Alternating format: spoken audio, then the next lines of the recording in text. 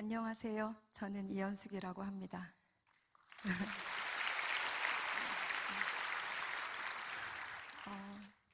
여러분, 주님의 이름으로 여러분을 사랑합니다. 하나님께서도 여러분을 사랑하십니다. 이 시간 잠깐 여러분 자신을 좀 이렇게 안고 지금까지, 오늘까지 수고했어, 애썼어, 내가 너를 사랑해라고 이야기해 주셨으면 좋겠습니다. 지금까지 여기까지 하나님이 여러분을 도우셨습니다. 그 마음 그대로 옆에 계신 분에게 그 사랑을 좀 전해주세요. 하나님이 당신을 사랑하십니다.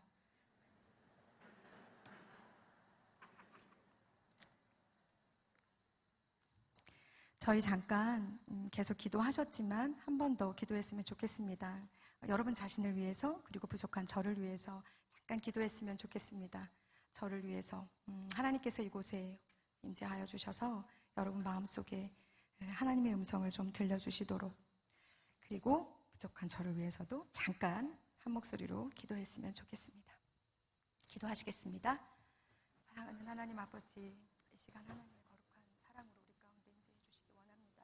우리 마음, 내 마음, 하나님께서 주시는 그 선한 마음 함께 나누는 귀한 시간 되게 하여 주시기 원하고, 또 나를 사랑하시는 주님의 거룩하신 은혜 앞에 그 사랑을 회복하고 고백하는 시간이 되기를 진심으로 원합니다.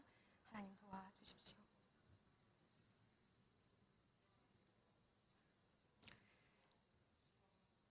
오늘 이곳에 계신 성령님, 우리에게 말씀하시고 우리 영혼에 크고 놀라우신 감동으로 함께하여 주옵소서. 이곳의 공기까지도 사로잡아 주셔서 오직 아버지의 아름다우심만 높여드리는 시간이 되기를 소망합니다. 예수님의 이름으로 기도합니다. 아멘. 제가 한 번 더 인사하겠습니다. 저는 이연숙이라고 합니다.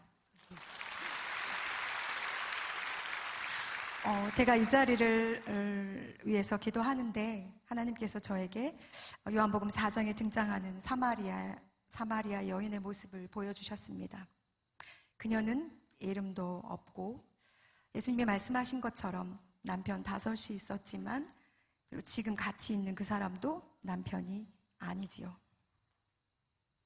그 말씀만 들어도 그녀가 얼마나 모진 삶을 살았는지, 그리고 얼마나 어렵고 힘든 생활을 했었는지 미루어 짐작할 수 있습니다.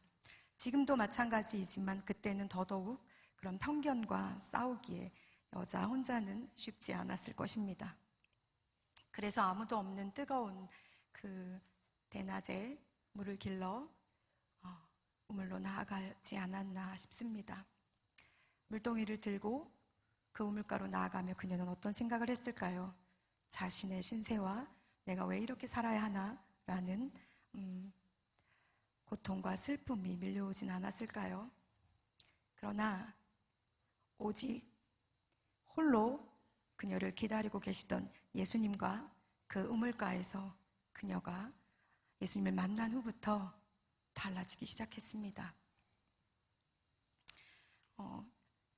예수님께서는 그녀를 깊이 공감하셨고 그녀의 삶을 들여다보셨으며 위로해 주셨습니다. 언제 한번 그녀에게 이렇게 관심 갖고 그녀의 말에 귀를 기울여 준 사람이 있었을까요? 아마 예수님밖에 없었을 것입니다. 그녀와 예수님의 대화는 예배로 이어집니다.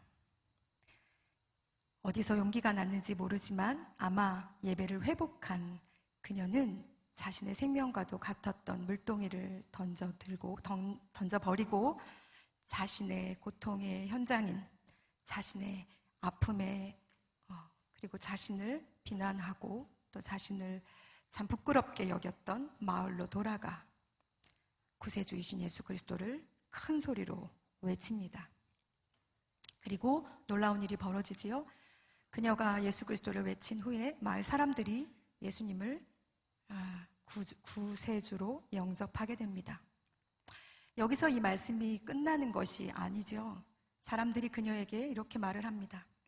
이제 우리가 믿는 것은 내 말로 인함이 아니니 이는 우리가 친히 듣고 그가 참으로 세상의 구주신 줄 알미다 라고 말합니다.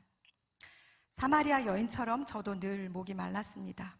그러나 제 삶에 찾아오셔서 저를 예배자로 세우시고 복음으로 살게 하신 나의 하나님을 자랑하고자 합니다.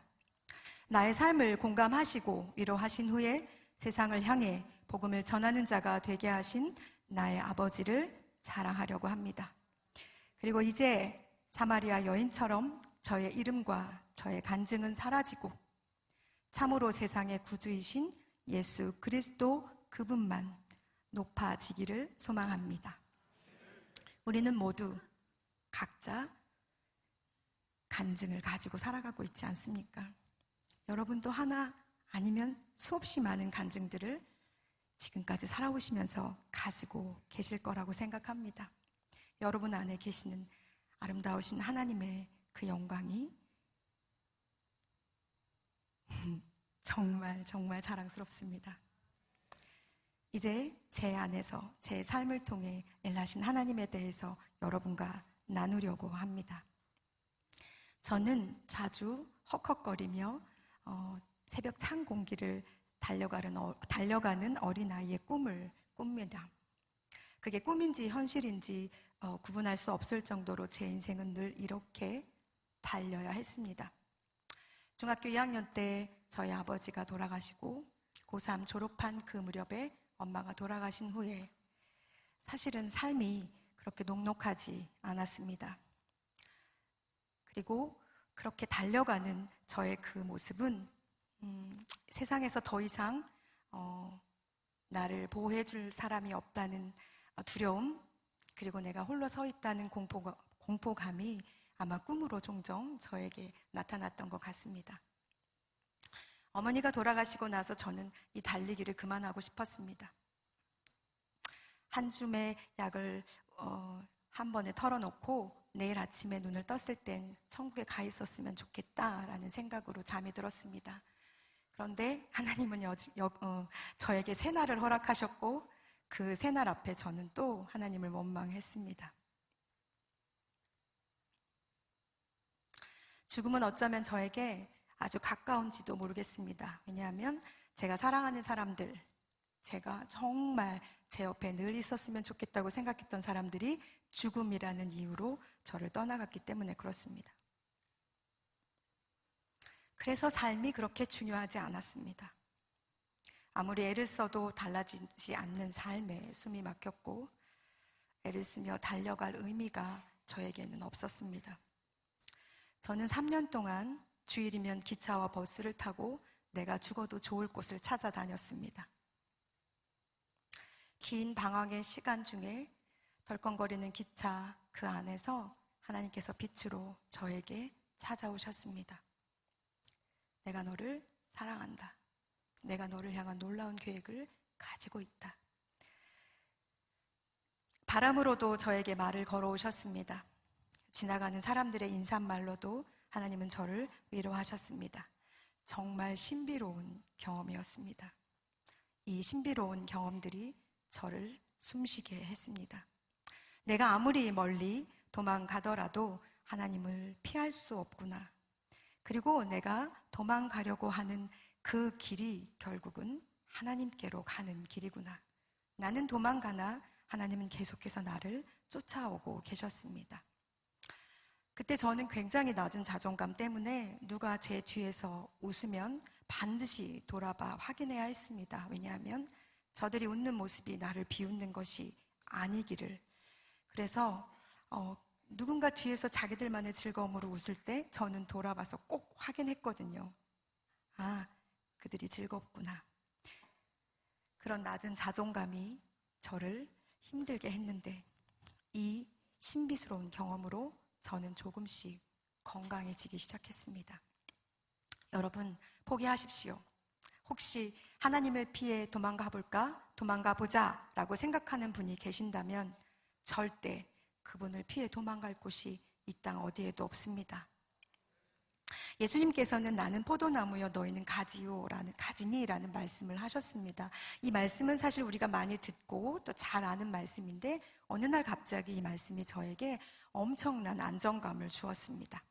그렇지, 주님은 포도나무시고 나는 가지니까 나는 그냥 거기에 붙어 있으면 되는 거네. 주님이 나를 포기하지 않으시면 나는 그냥 거기 붙어 살아가고 있는 존재가 되는 거네. 그리고 이 포도나무 가지가 하나만 있는 게 아니라 서로 얽혀 있는 것이 너무나 연약한 가지인 저에게 단단하고 든든한 내 옆에 가지들이 나를 생명으로 이끌어가고 있는 것 같은 안도감이 들었습니다. 사랑하는 여러분, 여러분 주변에 있는 믿음의 사람들은 하나님의 놀라운 은혜의 선물입니다. 좋은 교회, 또 교역자, 가족, 친구, 심지어 이름도 그리고 한 번도 만나본 적이 없던 그 누군가도 여러분을 단단한 포도나무의 가지가 되게 하시기 위한 하나님의 특별한 선물, 섭리입니다. 하나님의 크신 섭리를 깨달았다고 해서 저에게 찾아오는 순간순간의 좌절과 슬픔은 제가 오롯이 감당해야 했습니다. 이 버팀의 시간은 내 의지와 감정과 애씀의 노력으로 해결되지 않습니다. 저를 위해 10년간 하나님의 말씀을 가르쳐 주신 좋은 멘토 목사님이 계셨어요. 그 목사님을 통해서 말씀을 읽고 공부하고 기도의 습관들을 들이면서 저는 행복해지고 싶었습니다. 이 땅에 그리스도의 생명을 가지고 살아가고 싶다. 그리고 그것이 즐거워졌으면 좋겠다. 내 안에 여전히 비어있는 이 공간에 누군가 찾아와서 내 반쪽이 채워졌으면 좋겠다. 그리고 믿음의 가정을 가지고 싶다라는 소망이 말씀과 기도 속에서 제 안에 생겨났습니다. 그러던 중에 제 남편을 만났습니다. 제 남편의 첫 인상은 큰 가방, 그리고 큰 옷, 그리고 1시간 반에서 2시간이나 늦은 모습이었습니다. 큰 가방을 둘러매고 처음 저를 만나러 오는데 1시간 반, 2시간을 늦게 왔더라고요. 늘 저를 만나는 시간에 이 사람은 늦었습니다. 왜냐하면 그가 걷는 길에 혹시 이단들을 만나면 그들과 이야기를 했고, 혹시 나를 만나러 오는 그 길에 찬양을 하는 사람들을 길에서 만나면 그들과 함께 찬양하는 일을 했습니다. 그래서 늘 저는 그의 그 일의 뒷전이었죠. 그리고 그의 큰 가방은 이유가 있었습니다. 무엇이냐 하면 그 가방 안에는 이단 전단지들이 가득 차 있었어요. 왜냐하면 제가 물었죠. 왜 그렇게 무겁게 그걸 들고 다니는지. 그냥 그 자리에서 찢어버리면 될걸. 그랬더니 누군가가 그 글을 읽지 않았으면 좋겠다고. 그래서 하나하나 보일 때마다 그것을 주워서 가방에 넣어 집에 와서 아주 잘게 아무 글씨도 보이지 않게 찢어버리는 모습을 보였습니다. 큰 옷도 이유가 있습니다. 한 번도 정식 매장에서 옷을 사입은 적이 없으니까요. 늘 바자회에서 옷을 사서 걸쳐 입고 다녔습니다. 그 사람은 이 땅에 살고 있지만 이 땅의 것들이 하나도 중요하지 않았던 사람이지요.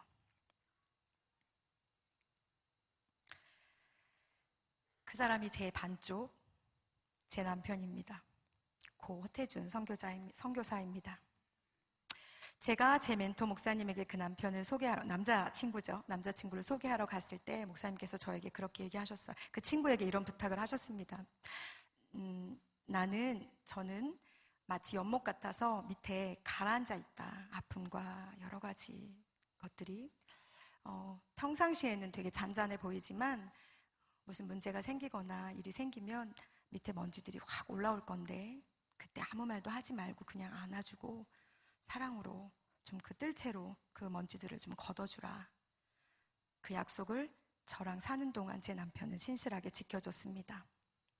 실상 남편과의 결혼 생활은 5년밖에 되지 않습니다. 그런데도 여전히 제가 지금도 그와 동행하고 있는 것처럼 느껴지는 것은 그는 내 삶의 좋은 멘토였고 좋은 친구이며 동역자였기 때문입니다. 그를 만나 사랑하고 함께 꿈을 꾸던 아프리카를 향해 달려가기 위해 준비하던 시간들은 행복했습니다. 저희 결혼식 축가가 이 산지를 내게 주소서였습니다. 그토록 바라고 소망하던 아프리카에 대한 꿈을 저에게 이루어 주시기 위해서 하나님께서는 이 아름다운 청년을 저에게 남편으로 허락해 주셨습니다. 저희는 2004년 9월에 서부아프리카 말리로 가기 위해 떠났습니다.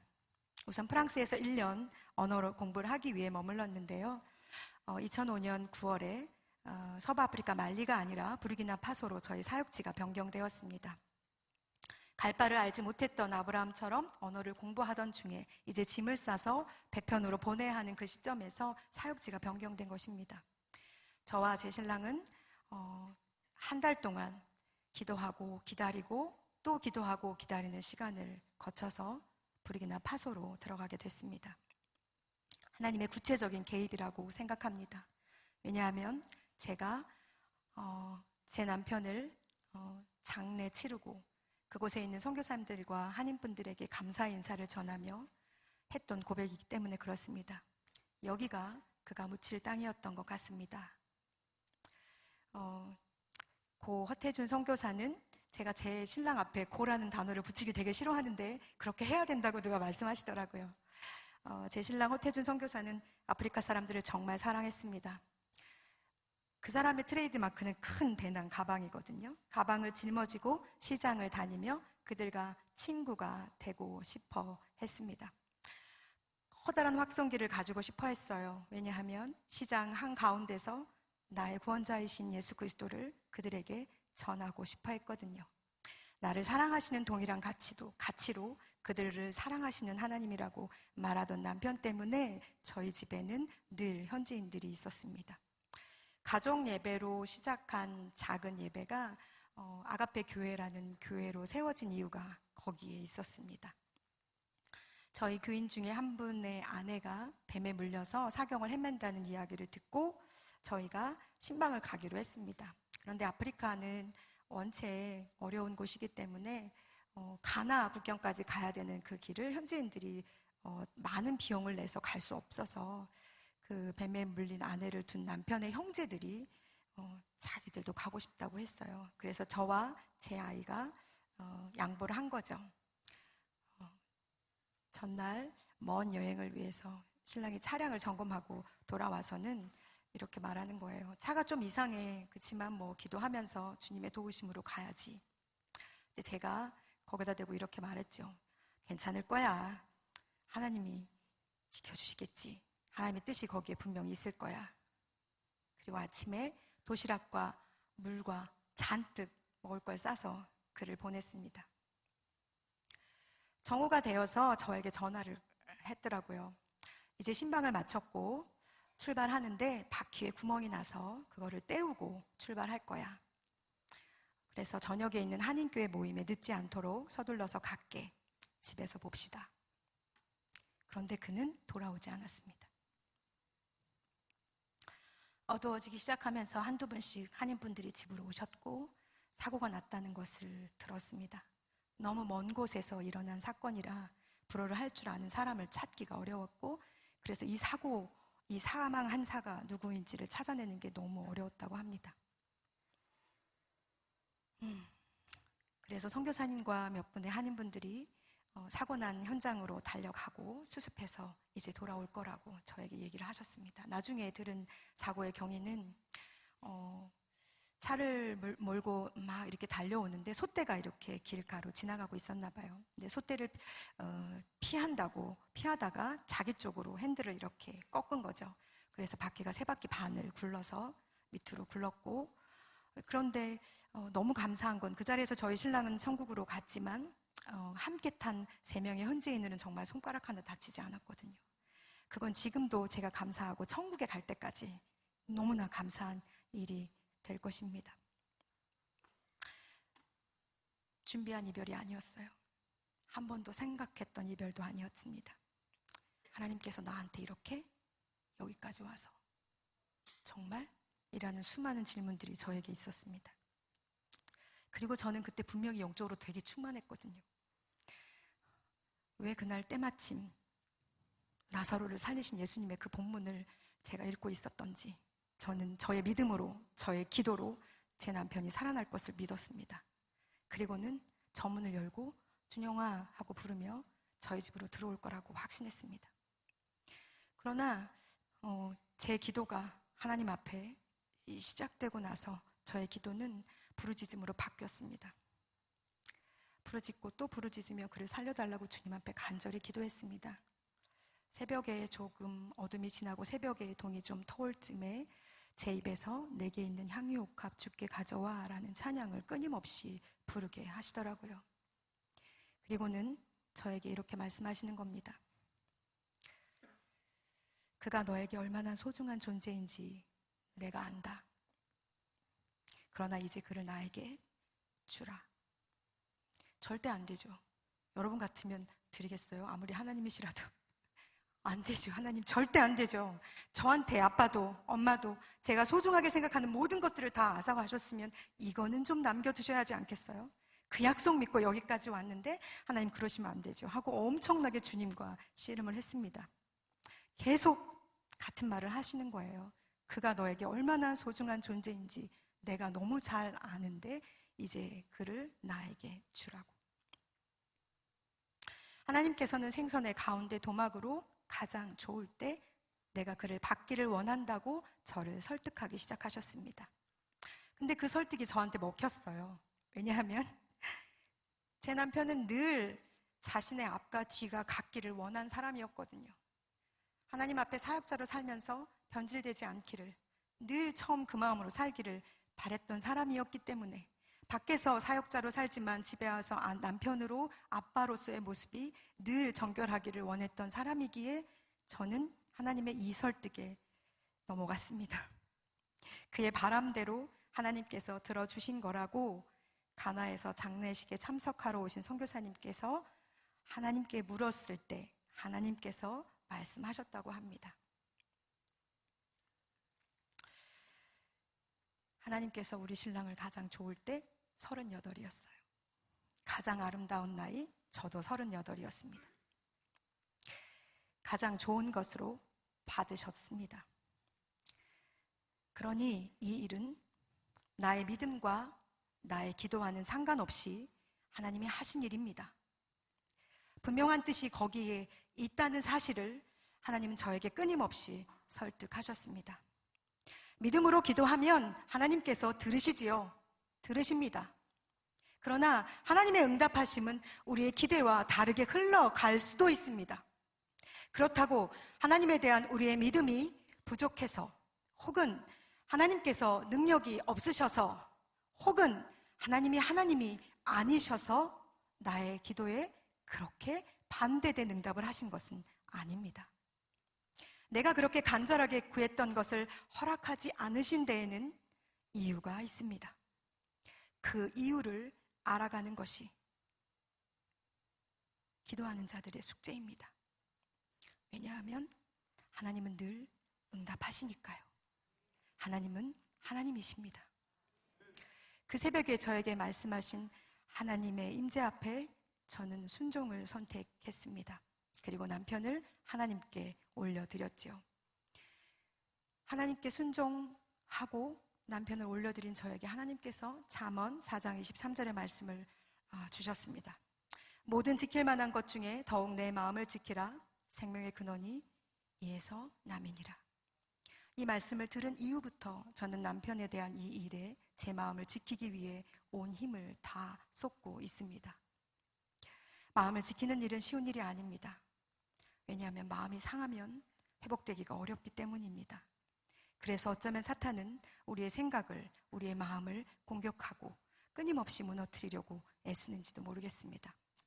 사랑하는 여러분, 여러분의 마음을 주 안에서 지켜내십시오. 거기에 생명이 있습니다.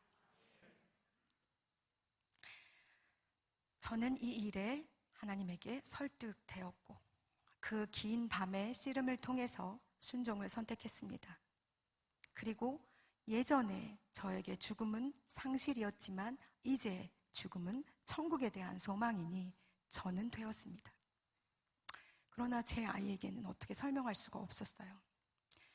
하루아침에 갑자기 사라진 아빠가 어디에 있는지, 왜 그렇게 됐는지 설명하기가 어려웠습니다. 그래서 제가 하나님께 기도했죠. 하나님, 좋아요. 저를 설득하셨으니 저는 됐어요. 그런데 제 아이는 제가 설득할 자신이 없어요. 뭐라고 얘기해야 이 아이가 이 상황을 이해하고 받아들일지 저는 잘 모르겠으니 주님이 알아서 하세요. 제 딸이 어느 날 자고 일어나서 저에게 말하는 거예요. 엄마, 하나님이 나에게 말씀하셨는데 천국에서 아빠가 너무 필요해서 아빠를 일찍 데려가신 거래. 하나님이 하셨죠? 말씀하셨어요. 이 아이를 하나님께서 그때부터 지금까지 책임지고 계십니다. 아빠를 하나님께 양보한 아이이기에 그 빈자리를 늘 채우시고 도우시는 하늘 아버지의 사랑이 아이의 삶 전체를 덮고 있습니다. 나는 아빠가 왜 없어? 라고 물을 때마다 저는 이 꿈 이야기를 해줍니다. 아이가 자전거를 처음 탈 때, 초등학교에 입학할 때, 고등학생이 되고 사춘기를 겪을 때, 이제 대학생이 되었. 남편은 거기 없었으나 함께 있습니다. 길고 긴 밤이 지나 아침을 맞이하면서 시작된 장례의 절차는 제가 감당하기가 쉽진 않았습니다. 순종하기로 내가 고백했다고 해서 매 순간 해결해야 할 문제들이 사라지는 것은 아닙니다. 내 앞에 한계에 매 순간 마주할 때마다 하나님께서 내게 하신 약속을 붙잡아야 했으니까요. 어떻게 그게 하나님의 약속인지 압니까? 저에게 물으신다면 저는 하나님과 그 밤새 씨름하는 과정을 겪었고, 하나님이 저에게 말씀하셨고 제 마음을 위로하셨기에 하나님께서 말씀하신 약속이라고 믿습니다. 바울이 자신의 육체의 가시를 가지고 하나님께 3번 간절히 간구할 때 하나님의 은혜가 그의 은혜가 된 것처럼 우리도 이런 과정이 반드시 필요합니다.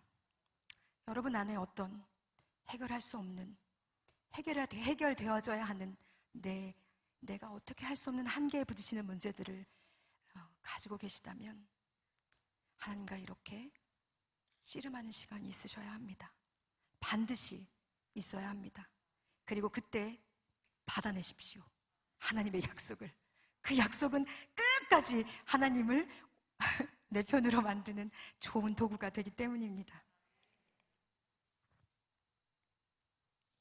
제가 그 밤에 하나님과 씨름하지 않았다면, 그리고 하나님께서 저에게 일어난 모든 일들이 내 잘못이 아니라, 내 기도가 부족해서가 아니라, 내 믿음이 약해서가 아니라 하나님의 섭리 안에 이루어지는 것임을 말씀하지 않으셨다면 저는 장례가 진행되는 모든 과정 중에 살아남지 못했을 것입니다. 남편의 육신이 들어갈 관을 보러 다니고 그가 묻힐 무덤을 돌아보고 찾아오는 손님들을 맞이하면서 문득문득 슬펐습니다. 내가 여기 왜 뭐하고 있는 거지? 아무것도 먹지 않고 꾹꾹 버티고 있는 그 순간에 제 배가 뭉치기 시작했어요. 왜냐면 제 태중에 4개월 된 아이가 있었거든요. 돌처럼 단단하게 굳어 내가 살고 싶어요 라고 말하고 있는 것 같은 이 아이 때문에 저는 정신을 바짝 차렸습니다. 하나님께서 왜 이때, 조금 전도 아니고 조금 후도 아닌 바로 이때 이 일을 하셨는지 알겠거든요. 바로 이 아이 때문에 하나님께서 바로 그때 그 일을 하신 것입니다. 남편은 그가 그토록 원하던 아프리카에 묻혔습니다. 맨날 하는 말이 그거였거든요. 나는 내 뼈를 아프리카에 묻고 싶어. 원대로 됐어요. 가끔 제가 선교회에서 선교 후보생들을 훈련할 때 젊은 친구들이 이런 말을 합니다. 저는 제 뼈를 아프리카, 제 사역지에 묻고 싶어요. 그럼 제가 예뻐할까요? 아니죠. 야단을 치죠. 그러면 차라리 결혼하지 마. 혼자 살아. 혼자서 묻히는 건 괜찮지. 그렇잖아요. 혼자서 사역하다 혼자 묻히는 건 괜찮잖아요. 남겨진 가족들을 생각한다면 끝까지 살아남아야죠. 끝까지 머리가 하얘지도록 살아야 한다고 생각합니다. 남편의 천국 환송 예배는 정말 아름다웠습니다. 제가 이렇게 얘기해도 될까 싶을 정도로 부러웠거든요. 라디오에서 그의 사망 소식이 흘러나와서 온 국민들이 알지도 못하는 어떤 한국에서 온 선교사가 죽었다라는 소식을 다 알았습니다. 그리고 그가 그를 실은 차가 무덤을 향해 갈 때 길을 걷고 있던 사람들이 모두 멈춰서 그의 가는 길을 환송했습니다. 그가 묻히던 순간에도 수많은 현지 친구들이 그를 마중했습니다. 짧았던 부르키나파소에서의 시간이었지만 그는 그토록 소망하던 친구들의 환송을 받으며 하나님께로 돌아갔습니다. 그를 보내고 저와 제 딸은 그때 3-4살이었어요. 태중의 아이는 한국으로 돌아오기 위해서 짐을 정리했습니다. 정리하면서 집 구석구석을 살피는데 마주한 남편은 살뜰하고 친절했습니다. 사실은 정말 그런 사람을 또 만날 수 있을까 싶을 정도로 좋은 사람이었어요. 그리고 그의 책상에 펼쳐진 성경은 그날 아침 그가 묵상한 본문이었습니다. 죽음을 보지 않고 천국으로 옮겨진 에녹, 그 본문에 줄이 쳐져 있었어요. 그는 여기 제 옆에서 살다가 이제 에녹처럼 하나님께로 천국으로 옮겨져 간 것입니다. 모든 걸 두고 거기에 오는 건 쉬운 일이 아니었습니다. 임신 4개월에 내 미래와 내 꿈과 내 소망과 내 모든 것이 거기에 그와 함께 묻혔습니다. 비참했고 비행기를 타고 돌아오면서 저는 마치 전쟁터에서 온몸 팔과 다리가 잘려 피가 뚝뚝 떨어진 폐잔병처럼 정말 수치스럽고 부끄러운 마음으로 비행기에 올라 한국으로 돌아왔습니다. 아이를 출산하기 위해서 부산 시댁에 머무는 동안 하나님의 정말 특별하신 임재 앞에 나아갈 수 있었습니다. 아버지께서는 찬양 속에서 그리고 말씀 속에서 기도 속에서 시간마다 저를 위로하셨습니다. 사랑하는 아들과 사랑하는 동생을 잃은 자와 사랑하는 남편과 사랑하는 아빠를 잃은 자들이 한 공간에서 사는 일은 쉽지가 않은 일이었습니다. 그러나 그 시간들을 통해 저를 며느리가 아닌 딸로 받아들여 주신 제 부모님들께 정말 감사를 드립니다. 지금도 제 신랑에게 고마운 건 이렇게 아름다운 식구들을 저에게 주고 간 것이 정말 감사할 따름입니다. 하나님께서는 정말 제가 걷는 모든 걸음에 아버지처럼 동행해 주셨습니다. 그 시간을 어떻게 견뎌낼 수 있었는지 잘 모르겠습니다. 너무 많이 울었고 바다가 된 것 같았고 제 베개는 마치 그 바다 위를 둥둥 떠다니는 배와도 같았습니다. 매일 부르짖었고 매일 기도했고 매일 울었고 매일 기다렸습니다. 하나님이 내게 뭐라도 얘기해 주시기를. 그때 만약 하나님이 나의 아버지가 되셔서 반복되는 나의 이 투덜거림과 이 고통과 이 아픔을 들어주지 않으셨다면, 그리고 숨쉬기도 힘들어서 헉헉거리면서 주님 앞에 부르짖을 때 나의 부르짖음을 듣고 싶지 않다고 외면하지 않아주셔서 얼마나 감사한지 모릅니다. 주님이 그렇게 내 소리에 귀를 기울여 주셔서 저는 그 슬픔의 강을 잘 건너올 수 있었습니다.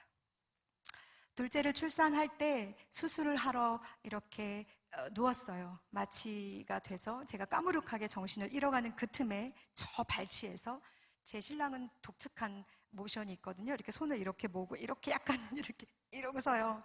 그 모습으로 제 발치 앞에 와 있더라고요. 제가 정신을 잃으면서 그의 미소를 보고 홀로 아이를 출산하는 두려움에서 자유해졌습니다. 하루는 버스를 타고 달리는 꿈을 꾸었어요. 버스 안은 캄캄했고 사람이 엄청 많았고 추웠습니다. 불편했고 덜컹거리는 버스가 너무너무 힘들었어요.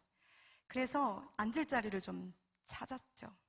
근데 누군가 제 어깨를 이렇게 잡고는 뒷문 내리는 바로 그 앞에 바, 이렇게 긴 바 혹시 아세요? 거기에 저를 앉혀줬어요. 앉긴 앉았는데 편하진 않죠. 엉덩이가 계속 베기고 아프더라고요. 그리고 차가 한번 정차하고는 뒷문이 이렇게 열려 사람들이 우르르 내리는데 바깥에서 불어오는 바람이 너무 따뜻한 거예요. 너무 아름다운 거예요. 그래서 이렇게 제가 이렇게 내려다보면서 나도 내리고 싶은데 이 생각이 들더라고요. 그러고선 조금 더 갔는데 그 두 번째 문이 또 열리더니 사람들이 쭉 내리는 거예요. 향기가 세상에서 맡아보지 못한 향기가 제 코를 찔렀어요. 아, 정말 나도 내리고 싶다 이제. 엉덩이도 아프고 이왕 앉혀줄 거면 좀 편한 자리로 앉혀주지 왜 이렇게 엉덩이는 아프고 이제 그만하고 싶다 이 모든 걸 이라고 생각하며 주변을 이렇게 돌아보았어요. 그랬더니 저 맨 뒷좌석 가운데 자리에 저희 신랑이 앉아 있더라고요. 제가 그랬죠. 나 이제 그만 좀 내리고 싶다. 여기서 밖이 너무 좋은데 나도 좀 가면 안 돼? 그랬더니 안 된다고 가라는 거예요. 그리고 제가 한 번 더 물었죠. 나 정말 내리고 싶어. 다음에는 나도 좀 내리게 해줘. 내렸으면 좋겠어. 너무 불편해.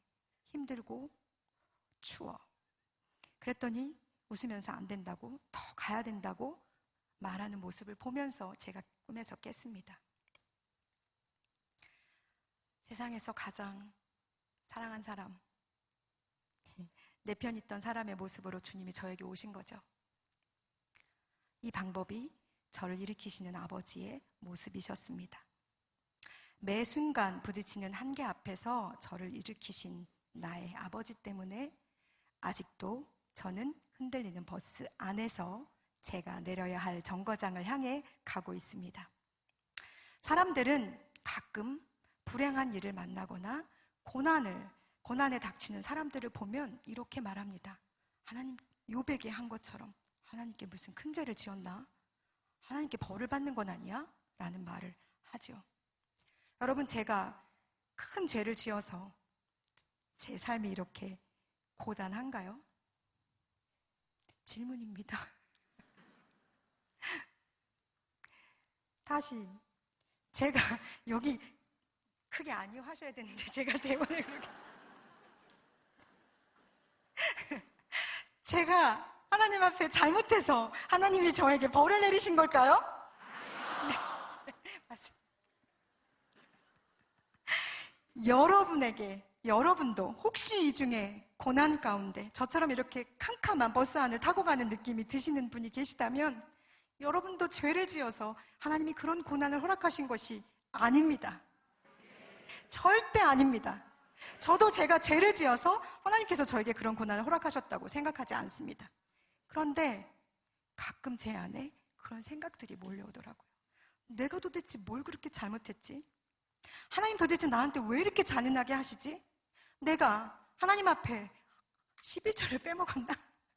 하나님 앞에 내가 뭐 드려야 될 걸 드리지 않았나? 하나님 도대체 나한테 왜 이런 어려움들을 허락하시지? 라는 질문들이 제 안에 수없이 저를 괴롭혔거든요. 그래서 이렇게는 도저히 못 살겠다. 이런 걸 가지고 내가 살아낼 수가 없겠다라는 생각으로 청계산으로 올라갔습니다. 제가 결혼 전에도 청계산에 자주 올라가거든요. 여기 청계산 기도원에서 머리를 척 박고 한참을 주님 앞에 부르짖었죠. 하나님, 도대체 왜 이러시는 거예요? 왜 저한테 이러세요? 제가 그렇게 뭘 하나님 앞에 잘못 살았고 내 인생에 왜 이렇게 잔인하게 내가 갖고 싶은 건, 내가 붙잡고 싶은 거, 나 명예도 아니고 돈도 아니고 아무것도 아니고 그냥 내가 사랑하는 사람들 내 옆에 있었으면 좋겠어요. 왜 그렇게 하셨는지 물었어요. 제 울음이 좀 미친 듯이 울었거든요. 저는 좀 전투적으로 주님과 씨름을 한답니다. 미친 듯이 우는 그 울음이 좀 잦아질 때 하나님의 음성이 들리는 것 같았어요. 연수가, 내가 너를 사랑한다. 그러시고는 영화처럼 장면들을 착 보여주시는데 제가 어린 시절 헉헉거리면서 새벽 기도를 하러 달려간 어린아이의 저 모습을 보여주셨어요. 제가 어려서 되게 약했거든요. 지금은 되게 건강해 보이죠? 어렸을 때 약해서 저희 집에는 박수무당 아저씨가 오셔서 저를 위해서 구슬했어요. 저희 집엔 늘 이렇게 부적이 붙여 있었죠. 저 때문에. 그런데 저는 늘 교회를 향해 달려가고 있었어요. 왜 그랬는지, 누가 나에게 복음을 전했는지 알 수 없지만 저는 늘 교회 안에, 하나님 안에 살고 있었죠. 그 막 헉헉거리고 땀을 흘리면서 달려가는 저의 모습을 보여주시고는 하나님 이렇게 말씀하셨어요. 그때 힘들었니? 내가 너와 함께 달렸어. 내가 그때 너와 함께 있었단다 라고 말씀하셨죠. 그리고 다음 장면이 착 지나가면서 제 어머니가 돌아가신 그 병원 앞에서 울고 있는 10대의 제 모습을 보여주셨어요. 현수가, 내가 너를 사랑한다. 그때 많이 힘들었지. 그런데 나도 너만큼 아프고 슬펐단다. 그리고 그 다음 장면으로 남편의 시신 앞에 서 있는 제 모습을 보여주셨어요. 그리고는 아버지가 우셨죠. 하나님이 우셨어요. 많이 아팠니? 근데 내가 너가 아픈 것보다 더 아팠다. 너가 슬픈 것보다 내가 더 슬펐다. 내가 너를 사랑한다. 그렇게 저는 하나님과 화해하고 있었습니다. 하나님은 저에게 정말 아버지가 되셨고, 저는 응석바지 막내 딸이 되어서 그 시간 그 자리에서 주님과 엄청나게 화를 풀어내는 시간을 가졌어요. 그리고 맨 마지막에 저희가 파송받아 나가던 그날 붙여있던 현수막을 딱 보여주시는 거예요. 허태준 이현숙 가로 열고 허준영 가로 닫고 선교사 파송. 나는 허태준 외에 몇 명으로 너희를 부른 게 아니야. 한 사람 한 사람을 내가 불렀지. 이제 내가 너와 함께 일할 거야. 그리고는 너는 내게 부르짖으라. 내가 내게 응답하겠고 내가 알지 못하는 크고 비밀스러운 일을 보이리라고 말씀해 주셨습니다.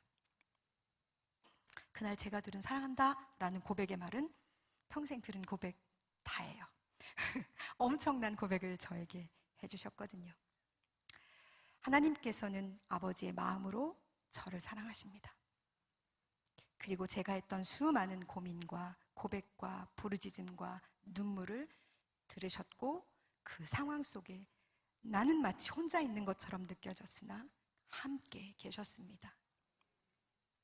저는 죄를 지어서 벌을 받은 것이 아닙니다. 환난은 인내를, 인내는 연단을, 연단은 소망을 이루는 줄 압니다. 우리에게 환난과 고난을 허락하시는 아버지의 마음은 소망으로 나아가게 하기 위한 사랑의 마음이 아닐까 생각해 봅니다. 여러분, 감당할 수 없는 고난과 상실은 우리에게 늘 있습니다. 그럴 때 저처럼, 그리고 모든 것을 탕진한 둘째 아들처럼 아버지의 크고 놀라우신 품으로 달려가십시오. 누구도 우리에게 주어진 이 문제를 해결해 줄 수가 없습니다. 그리고 이 아픔을 씻어줄 수도 없습니다. 그러니 여러분의 아버지 되시는 하나님께 달려가셔서 아버지 아파요, 힘들어요, 왜 이래요, 어떻게 하면 좋아요, 도와주세요 라고 부르짖으셔야 됩니다. 부르짖으셔야 됩니다. 그리고 기다리십시오. 조용히 그분에게 귀를 기울이고 기다리십시오. 인내가 필요한 기다림의 시간입니다. 이 시간은 하나님께서 당신의 크신 손으로 내 앞에서 일하시는 시간입니다. 이 기다림의 시간을 견디지 못해서 인간적인 방법으로 해결하려고 한다거나 벌떡 일어나 다른 곳으로 달려가 버린다면 하나님이 하실 놀라운 일을 볼 수 없게 될지도 모릅니다. 혹시 이 중에 나는 그런 시간을 가졌어, 나도 그래, 나도 여전히 하나님 앞에 부르짖고 기도하지, 그런데 하나님은 내 기도를 듣지 않으셨어 라고 저에게 물으는 분이 계실 수도 있을 것입니다. 저도 엄마를 살려달라고 엄청나게 부르짖었습니다. 저의 전부였거든요. 하나님 들어주지 않으셨어요. 내 남편을 살려달라고 하나님 앞에 그렇게 몸부림치며 애걸복걸했지만 주님은 제 기도를 들어주지 않으셨습니다. 하나님 응답하지 않은 건 아니죠. 하나님께서는 가장 좋으신 것으로 응답하신 것입니다. 나를 사랑하시는 나의 아버지께서 나의 부르짖음에 내가 원하지 않은 방법으로 응답하셨을지라도 우리는 아멘 하고 그 자리에서 일어서야 합니다. 그러면 거기서부터 하나님의 길이 보입니다. 거기서부터 환난과 인내를 넘어 소망으로 인도하시는 아버지의 소망의 그 길이 보인다는 것입니다.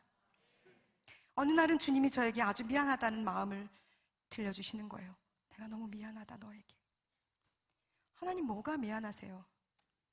정말 볼품없고 부족한, 너무나 초라한, 죽을 수밖에 없는 나를 자녀 삼아주시고 여기까지, 오늘까지 이렇게 살뜰히 살펴주셨는데 도대체 뭐가 미안하세요?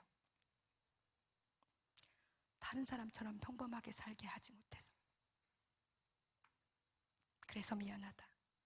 그런데 어쩌겠니? 세상에 아픈 사람들이 너무 많아서 내가 아프다. 세상에 아픈 사람들이 너무 많아서 아버지가 아프시답니다. 그래서 저에게 너가 내 사랑을 그들에게 좀 말해주면 좋겠다. 내가 사랑한다고. 내가 너무 사랑한다고. 내가 이 가슴에 철철 피를 흘리면서 그들을 사랑한다고 너가 말해줬으면 좋겠다라고 저에게 부탁하시는 겁니다.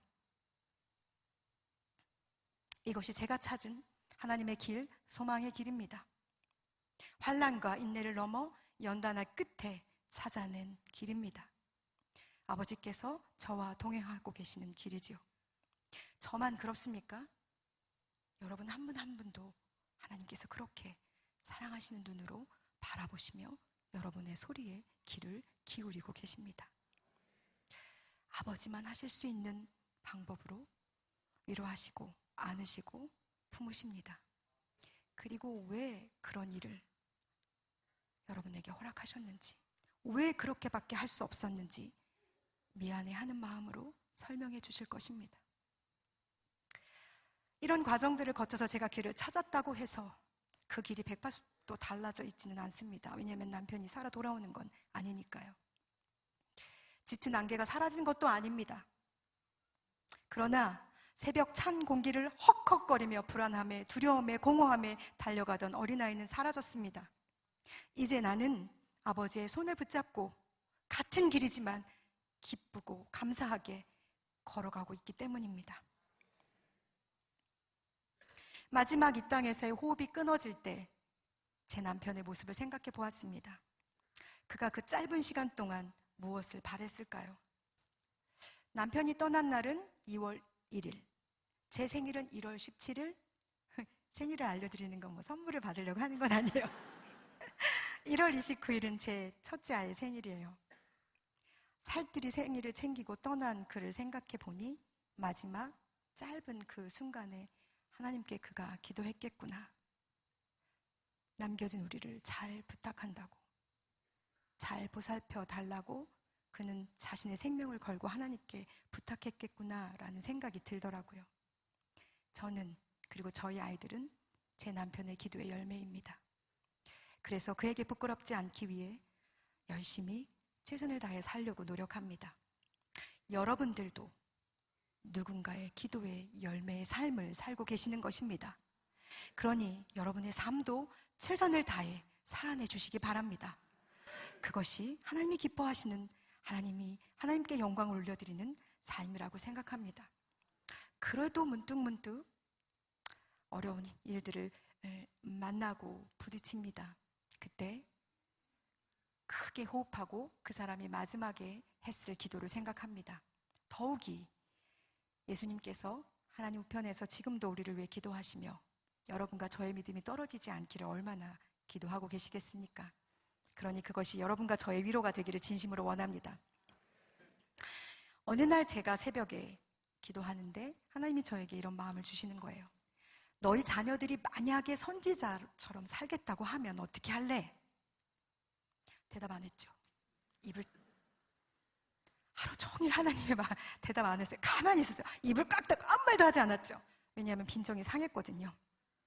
그리고 저녁 기도 시간에 또 물으시는 거예요. 너희 두 자녀가 선지자처럼 산다고 하면 어떻게 하겠니? 싫어요. 싫어요, 하나님. 살아보니까 너무 힘들어요, 이 길이. 그래서 나는 싫어요. 선지자처럼 사는 것도 싫고 선교사가 되는 것도 싫고 싫어요. 그냥 평범하게, 아주 평범하게, 행복하게, 아주 행복하게 좋은 돈 많이 버는 장로님 되게 해주세요. 그렇게는 안 했어요. 그냥 바람은 있어요. 사실은 제가 사람들에게 제 아이들이 선교사적인 마인드로 살았으면 좋겠습니다라고 말하고 다녔거든요. 제 가식과 부딪히는 시간이었어요. 싫더라고요. 선교사 그냥 행복하게 편안하게 살았으면. 그런데 마지막에 제가 이런 기도를 주님께 올려드렸습니다. 제 인생의 주인이 하나님이시듯이 제 아이들의 주인도 하나님이시니까 제가 우리 아이들의 발목을 잡는 어미는 되지 않게 해주세요. 첫째, 이름은 준영입니다. 난민들을 위해 유엔에서 일하고 싶어 하죠. 미국에 그렇게 가고 싶어 해서 하나님께서 그 아이에게 길을 열어주셨습니다. 이 아이의 간증은 나중에 이 아이가 할 수 있기를 진심으로 소망합니다. 이 아이를 어떻게 하나님께서 키워가실지 저는 기대하고 소망하고 꿈꿉니다. 하나님이 저의 아버지가 되어주신 것처럼 우리 아이의 아버지가 되셔서 저에게 약속하셨거든요. 내가 준영이를 교회를 세우듯이 세워나갈게. 그래서 저는 그 약속을 하신 하나님을 신뢰합니다.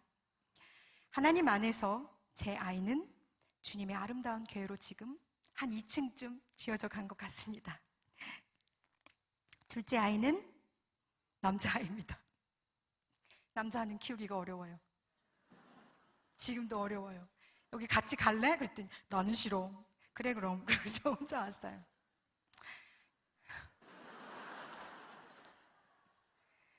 이 아이는 학교에서 힘든 시간을 보냈습니다. 어느 날 학교에서 저한테 전화가 왔어요. 아이가 옥상에서 떨어지겠다고 하고서 사라졌다는 거죠.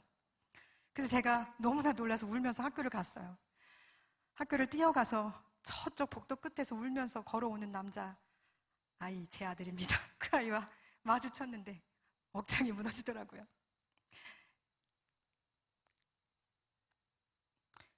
제가 하나님께 이 아이를 위해서 기도했을 때 하나님이 저에게 뭐라고 말씀하셨는지 아시겠어요? 방주를 짓듯이 지어라 그러시는 거예요.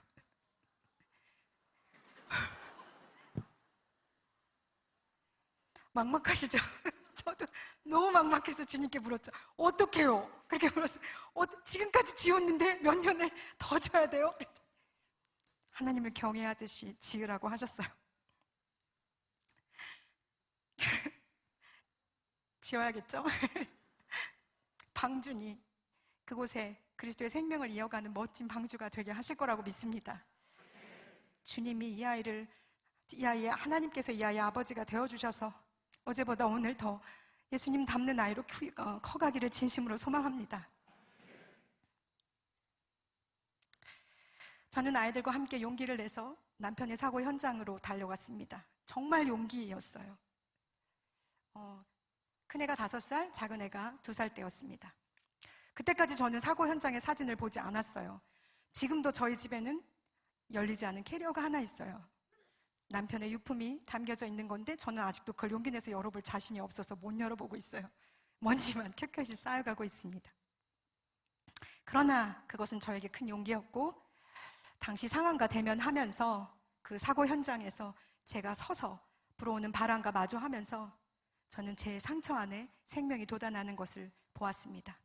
만약에 내가 용기 내지 않았다면, 그 어린 아이들을 들쳐업고 그 아프리카까지 달려가지 않았다면 저는 아마 여전히 연못 아래 가라앉아 있는 먼지와 그 쓰레기들, 그것이 불쑥불쑥 올라오는 쓴뿌리와 분노로 저의 에너지를 낭비했을지도 모릅니다.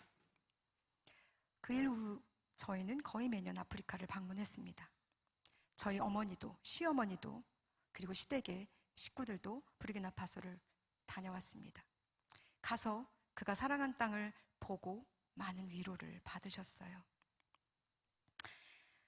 내 안에 존재하는 고통, 상처, 아픔은 내가 은혜를 받아도 사라지진 않아요. 흔적처럼 여전히 남아 있습니다. 그러나 하나님께서는 힘들고 고통스럽지만 그것과 대면하기를 원하십니다. 직면하는 과정을 통해서 우리 안에 남아있는 그 상처, 그 흔적들은 복음이 됩니다. 누구나 상처는 숨기고 싶어요. 아프니까요.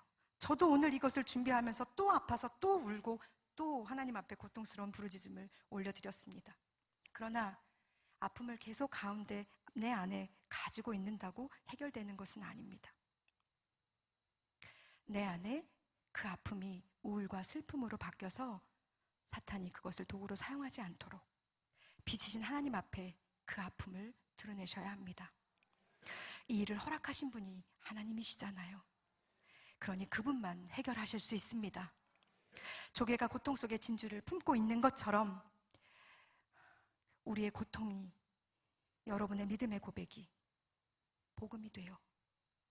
입을 열어 간증으로 밖으로 나올 때 사마리아 여인이 그 마을에 가서 그리스도를 외쳤을 때 그들이 주께로 돌아온 것처럼 이 땅의 사람들이 여러분의 그 아픔의 간증을 통해 주께로 돌아오게 될 것입니다. 저는 그리스도의 흔적을 가지고 있습니다. 나를 살게 하신 하나님의 은혜, 잊어버리지 않을 흔적을 저는 갖고 있습니다. 그것은 제 남편이죠. 그는 그리스도처럼 복음 안에 살다가 복음 안에서 죽고 싶어 했던 사람입니다. 사도 바울처럼 그도 나의 복음을 가지고 있었고, 그래서 그 복음을 따라 뒤도 돌아보지 않고 한 번쯤은 나를 생각했을 수도 있을 텐데, 아니 주님 안 되겠어요 라고 거절할 수도 있었을 텐데, 그렇지 않고 쌩 하고 떠나버렸죠. 정말 나쁜 놈이에요. 저에게 남편은 더 이상 슬픔이나 아픔이 아닙니다. 제 아이들에게도 그렇죠. 오늘 아침에 제 딸이 저에게 이런 말을 했어요. 그 아이가 저를 위해서 지금 글을 쓰고 있는데, 그녀는 저예요. 욕이 아니고 그녀. 그녀는 한 번도 자기 인생을 자기가 스스로 운전해 본 적이 없다. 저를 평가해 주는 제 딸의 고백입니다. 그 고백 속에 하나님이 저를 운전하셨다고 믿습니다. 우리 아이들에게도 아빠는 슬픔이 아니라 복음의 흔적으로 남아 있습니다. 그래서 우리는 이 흔적을 그리스도 안에서 자랑합니다. 왜요? 하나님께 영광을 올려드리기 위해서 자랑하러 나왔습니다. 천국은 사랑하는 남편과 아빠가 있는 곳입니다. 그래서 우리는 여기에서 그냥 한 발 내디뎌 가는 곳이 천국이라고 생각합니다. 이것이 복음이지요. 우리가 꿈꾸고 소망하는 곳이 천국이니 더욱 그렇습니다. 2016년도에 저희는 부르키나파소 단기팀을 데리고 들어간 적이 있습니다. 감사하게 그때가 10주기 기념 예배를 드릴 수 있게 해주셨어요. 그때 예배 때 가브리엘 목사님이라고 현재 목사님이 설교를 하셨는데, 이분은 군종 목사님이셨어요. 허태준 선교사와 함께 부르키나파소 북부와 군인 선교에 대해서 한참 대화를 나눴던 분이시거든요. 하루는 저희 집에서 두 분이 한참 대화를 하고, 그리고 그가 이제 가브리엘 목사님이 집 밖으로 나가실 때 저희 신랑이 따라오더래요. 그래서 그러더니 묻더랍니다. 내가 지금은 돈이 없어서 아무것도 해줄 수 없는데 넌 정말 원하는 게 뭐야? 라고 물었대요. 그래서 가브리엘 목사님이 나 군인들에게 나눠줄 성경이 필요한데 성경이 좀 있었으면 좋겠어. 그랬더니 차 위에 손을 얹고 기도하더랍니다. 하나님, 이 차가 주의 복음을 실어 나르는 차가 되게 해주세요. 가브리엘 목사님이 제 눈을 쳐다보면서 이렇게 말씀하시는 거예요. 당신 남편이 죽은 것 같습니까? 아니요. 여전히 살아서 여기 이 땅에서 일하고 있습니다. 왜냐하면 그가 기도한 것처럼 지금 내 차가 말씀을 나르는 차가 되었거든요. 저는 감사함으로 그 땅을 돌아서 집으로 왔습니다. 저는 아직도 버스를 타고 갑니다. 이 버스 안에서 나의 하나님, 나의 아버지께서 동행하고 계십니다. 때로는 남편으로, 때로는 아버지로, 때로는 친구로, 전능하신 하나님으로 저와 함께 가십니다. 그리고 저는 아직 이 버스 안에서 해야 할 일이 남아 있습니다. 모세와 같은 사역자가 되고 싶다고 고백했을 때 하나님은 저에게 마라의 쓴물을 달게 하는 이름 없는 막대기가 되라고 하셨습니다. 하나님, 제3의 역사하신 하나님을 정말 자랑하고 올게요 라고 제가 이걸 기도하면서 고백했더니 사마리아의 이름 없는 여인이 되라고 하셨습니다. 사마리아 여인이 자신의 아픔이 있는 그 마을로 들어가 세상의 구주이신 메시아를 소리쳐 외쳤듯이 우리도 우리의 고통이 있는 삶의 그 자리에서 예수님을 외쳐야 합니다. 그때 우리의 상실이, 우리의 고난이, 우리의 눈물이 주님의 도구가 될 것입니다. 그리고 우리는 사라져도 좋습니다. 왜냐하면 우리는 사나 죽으나 주의 것이니까요. 오늘 이 순간 이 땅에서 그리스도의 생명 안에 살아가고 있는 여러분, 우리 하나님께 영광이 되고 사라지는 이름 없는 존재가 됩시다. 우리의 상처가 부끄러움이 아니라 그리스도의 자랑이 되도록 말입니다. 우리의 상실과 고통의 눈물이 어두운 세상에 빛이 되게 합시다. 그날에 새 영을 부어주신 하나님께서 아버지의 영으로 그 모든 눈물과 고통을 씻어 주실 것을 믿습니다. 그러니 일어서십시오. 여러분의 무릎을 곧게 세우시길 바랍니다. 그리고 세상에서 여러분의 믿음의 간증이 여러분의 복음이 되기를, 그리고 빛이 되어 하나님의 나라가 이 땅에 임하게 되기를 간절히 소망합니다. 주님이 여러분을 사마리아 그 우물에서 기다리십니다. 기도하시겠습니다. 사랑하는 주님, 감사합니다. 전능하신 하나님, 감사합니다. 사랑하는 아버지, 감사합니다. 여전히 이 손 붙잡고 달려가 주시는 아버지의 그 은혜로 말미암아 우리는 여기까지, 오늘 이곳까지 왔습니다. 앞으로 우리가 달려갈 그 길 위에 여전히 영광스러운 모습으로 함께 하실 것을 믿습니다. 그러니 주여, 우리의 굽은 허리를 펴게 하시고 굽었던 무릎을 일으켜 세우게 하여 주시옵소서. 우리가 복음이 되게 하여 주시옵소서. 이 복음을 입을 열어 선포하는 우리가 되기를 간절히 소망하옵나니 주여, 우리를 사용하여 주시옵소서. 그래서 이 어두운 세상의 빛으로, 이 어두운 세상의 소금으로 하나님께서 우리에게 허락하신 삶의 자리에서 그 역할을 단단히 해내는 우리가 되게 하여 주시옵소서. 그렇게 하실 것을 믿습니다. 예수님의 이름으로 기도합니다. 아멘.